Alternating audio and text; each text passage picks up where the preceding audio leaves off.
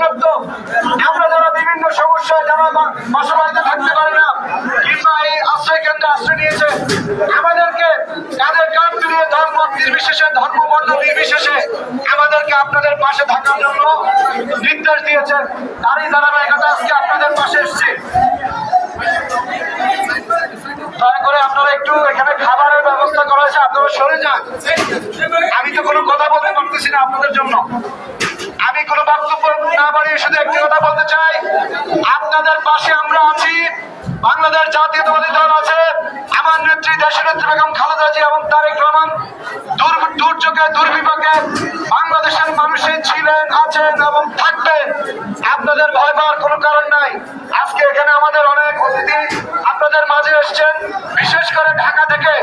এই এলাকারই সন্তান, এই এলাকার গর্ব, আমাদের বিশিষ্ট ঢাকার বিশিষ্ট ব্যবসায়ী এবং সমাজসেবক জনাব হুমায়ুন রশিদ সুমন আমাদের মাঝে আরো উপস্থিত আছেন।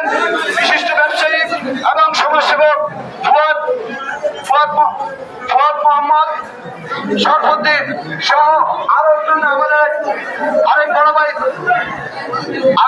বড় ভাই আমাদের ঢাকা থেকে এসছেন আপনাদের খোঁজ খবর নেওয়ার জন্য। এর বাইরেও আমাদের এই সোনামুড়ি উপজেলা বিএনপি সহ এই এলাকার বিএনপি এবং অঙ্গ সংগঠনের বিভিন্ন পর্যায়ের নেতৃবৃন্দ রয়েছেন। তাদেরকে আপনারা চিনেন, তাদের নাম বললাম না। আমি শুধু মা বোনদের উদ্দেশ্যে একটি কথা বলতে চাই, আপনাদের পাশে আমরা আছি, দলগতভাবে আছি। আমার দল আপনাদের পাশে থাকার জন্য নির্দেশ দিয়েছেন। ইনশাআল্লাহ আমরা কাঁধে কাঁধ মিলিয়ে, গত দুর্যোগে আমরা যেমনি ভাবে কাঁধে কাঁধ মিলিয়ে ফ্যাসিস্ট হাসিনা সরকারের পতন ঘটিয়েছি, তেমনি ভাবে এই বন্যা দুর্যোগকে আমরা কাঁধে কাঁধ মিলিয়ে আপনাদের পাশে আছি এবং ছিলাম এবং থাকবো। আপনাদের ভয় পাওয়ার কোনো কারণ নাই। আপনারা যে কোনো প্রয়োজনে আমাদেরকে ডাকবেন, আমি আপনাদের পাশে আছি। আপনারা আজকে আপনাদের জন্য যে ক্ষুদ্র প্রয়াস, ইনশাআল্লাহ এটা এখানে শেষ নয়। আমরা সবাই মিলে যতদিন আপনারা এখানে আছেন ততদিন আমরা এটা ধারাবাহিকভাবে চালু রাখবো এবং চলবে।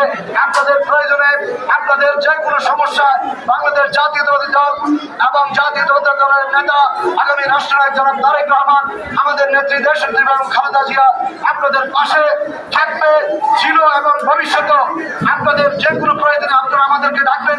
তাদের পক্ষ থেকে আমি ব্যক্তিগতভাবে আপনাদের পাশে উপস্থিত হব।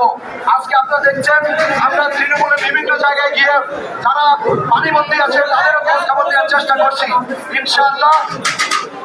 ইনশাআল্লাহ আমরা ভবিষ্যতে আপনারা যখন বাড়িতে ফিরে যাবেন, আপনাদের যে সকল সমস্যার সম্মুখীন হবে সেই সমস্যার সমাধানেও আমরা পাশে থাকবো। আপনাদের সবাইকে ধন্যবাদ। খোদা হাফেজ। বাংলাদেশ জিন্দাবাদ।